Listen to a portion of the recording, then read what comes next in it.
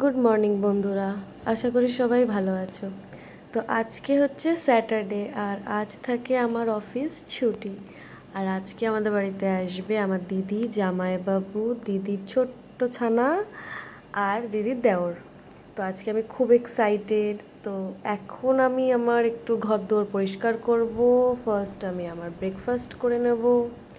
তো ব্রেকফাস্ট করে আমি একদম ফ্রেশ হয়েই ব্রেকফাস্ট করেছি। তারপরে এখন আমি আমার ঘর গোছাবো। ঘরের খুবই বাজে অবস্থা। আর এটা হচ্ছে আমার কাবার্ড, যেটা কিনা আমি মাসে হয়তো একবার এরকমভাবে পরিষ্কার করি।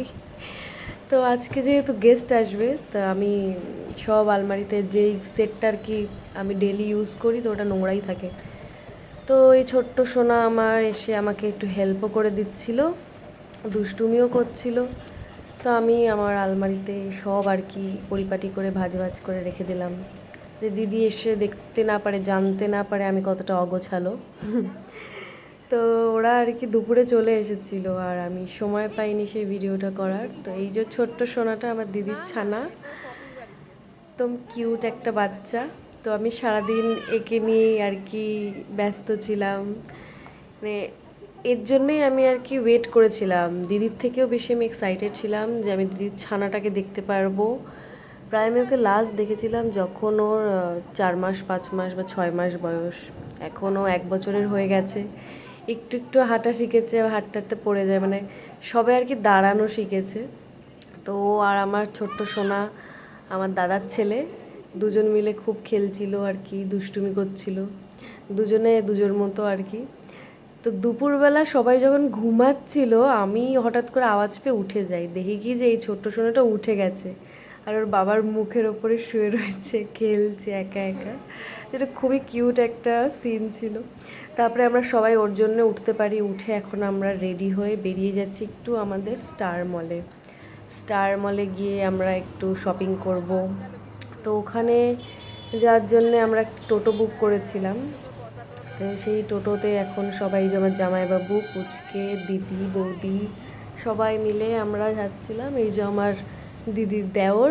তো আমরা এই স্টার মলে আর কি একটা এক্সিবিশন বা একটা কিছু একটা হচ্ছিল, মেলা টাইপের। এখানে অনেক রকম জামা কাপড়, জুয়েলারিজ, অনেক কিছু ছিল, খাবার দাবার।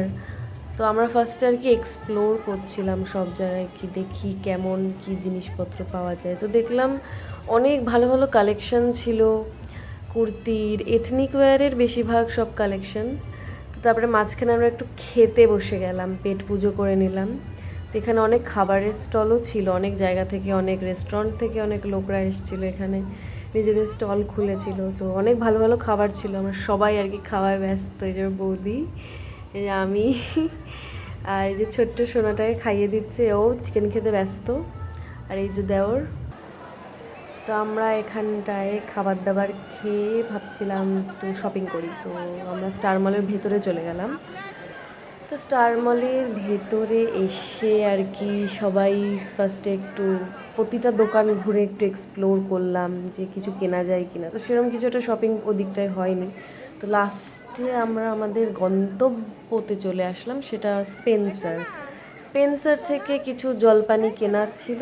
তো জলপানি কিনতে এসেছি, আর একটু খাবার দাবার কেনার ছিল। তো এই দুটোকে আর কি আমরা ট্রলিতে নিয়ে নিয়েছি, এদের এদের গায়ের উপরে আমরা আর কি আমাদের জিনিসপত্রগুলো ফেলবো।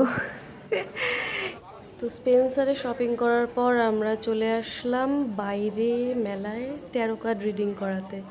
তো অনেক রাত হয়ে গেছিলো, আমরা একদম শেষ কাস্টমার। তো ভাই বলছিল যে আমি একটু ট্যারো কার্ড রিডিং এক্সপিরিয়েন্স করবো, কোনোদিনও করিনি। তো আমরা এখানে আসলাম, এসে এনার কাছ দিয়ে ট্যারো কার্ড রিডিং করালাম। তো খুবই ভালোই লাগলো, মানে এমন না যে ফেক, তো ঠিকই বলে।